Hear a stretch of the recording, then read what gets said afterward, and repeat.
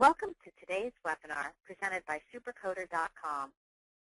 Supercoder.com is an online coding solution offering Part A and B coding reference tools, resources, and not more than 30 specialty coding and compliance newsletters from the Coding Institute in one site. I hope you enjoy this short session.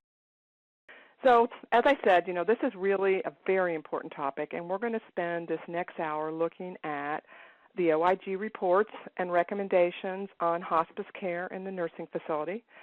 We're going to spend some time really on the actions of the prudent hospice. What things should you be thinking about in your hospice to make sure that you have the right processes in place to properly adhere to the regulations? And along with that, some ideas of some audits to consider in your compliance program. Now, in the nursing facility as a site of death, these statistics on this slide here show that by 2020, it's estimated that 40% of Americans will die in nursing facilities. That's a very significant number, 40%. And that's really only, the estimate's really only for really about 7 years from now. So what's important here is that hospice has to be here. We need to be here. We need to be providing hospice care in the nursing home to these residents at their end of life.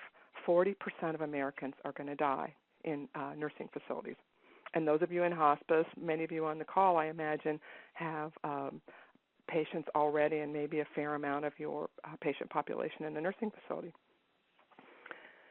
Now, what are some of the benefits of hospice care in the nursing home? Those of us in the hospice industry, those of you on the call, you know there are benefits. You can see it every day. And there was a study that came out a few years ago that was in the Journal of Pain and Symptom Management, and the study found that nursing home hospice patients received the same high-quality care as the hospice patients that lived in their own home, so the care was comparable.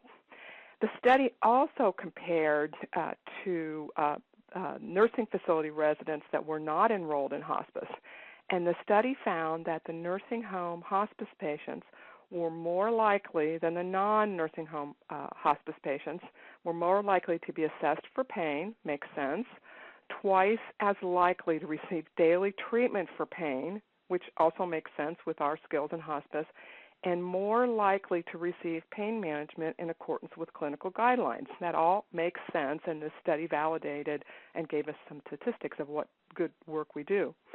They also found in the study that nursing facility residents that were hospice patients were less likely to require hospitalization in their final 30 days of life. Now, we know that's very good news, and it's really a result of the good care that we provide.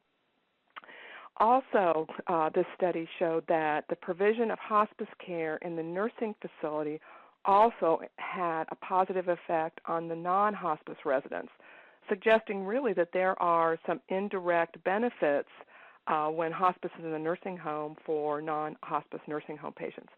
It affects, in other words, hospice in a nursing home really has a positive effect on all residents' care. Now, what are some of the numbers?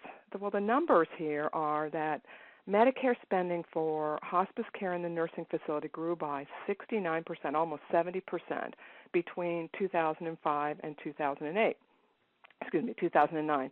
It increased from $2.55 billion to $4.31 billion. And at the same time, the number of hospice beneficiaries in the nursing facility increased by 40%. So we had a 40% growth over those years in population that we served in the nursing home, and our dollars went up by about 70%.